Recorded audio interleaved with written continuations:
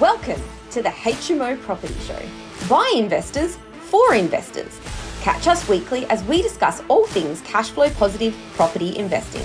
Whether you're a seasoned investor, a new landlord, or just curious about property investing, this is the podcast for you. Sponsored by the Co-Living Collective, your trusted partner in creating vibrant and sustainable shared living experiences. Visit us at colivingcollective.com.au to learn more. Welcome back to another episode of the HMO Property Show, and today's quote vault is from Art Williams: "Winners are made, not born."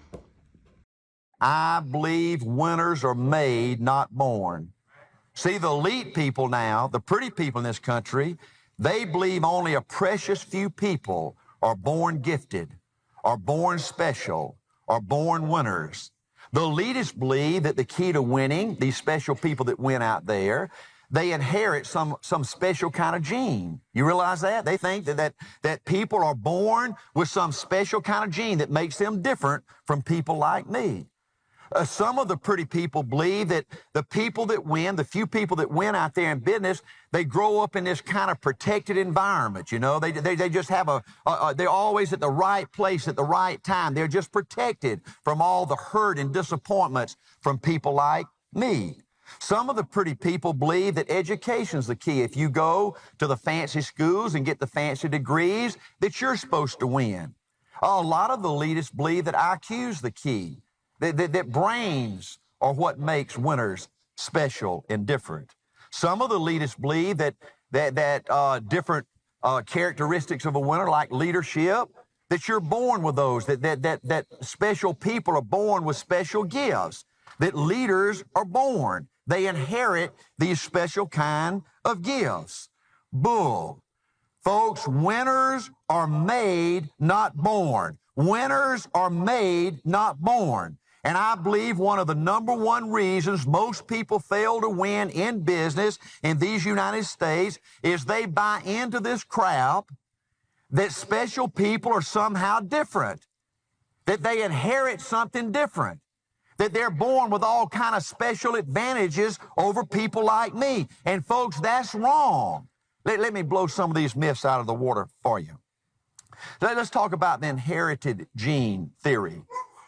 This last week, I went to a basketball tournament at Liberty University in Lynchburg, and I spent the night with a policeman friend of mine that was a leader in A.O. Williams, became a multimillionaire. And when he was a policeman, you know, he was making $15,000 a year, you know, had 3 jobs, a wife and 2 kids. And you know, in his family, there were 3 boys. See, it was him and 2 other brothers. Now, this guy that was making $15,000 a year as a policeman, knocking out a living for his family, he went on and became a superstar, built a business that made him a multimillionaire at A.O. Williams. And yet his other 2 brothers didn't do that. They had the same mama. They had the same daddy. They grew up in the same home. They went to the same schools. They went to the same church. They grew up in the same city. And folks, I could give you hundreds of other stories just like that. Winners don't inherit some kind of special mythical genes that makes them different. Winners are made, not born. Let's talk about this special environment that some of the people think that winners grow up in, where they're just protected from all the hurts and disappointments that life dishes you out. There was this black man I know that had a single mom, didn't even have a dad, had 12 brothers and sisters, grew up in a ghetto. But out of that environment, he founded his own company, built a gigantic success, was worth many millions of dollars, and had dozens of people that joined him in that venture also became multimillionaires. I could give you thousands of stories like that.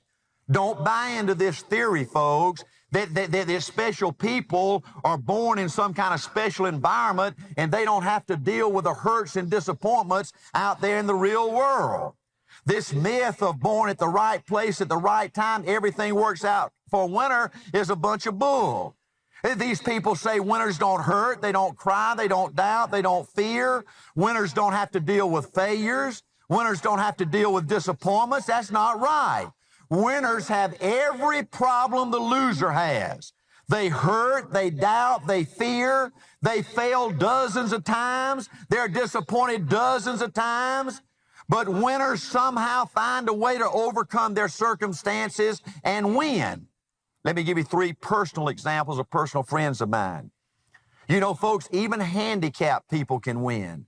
I've got a friend, his name is Max Cleland, that went to the Vietnam War. While he was over there, he stepped on a landmine.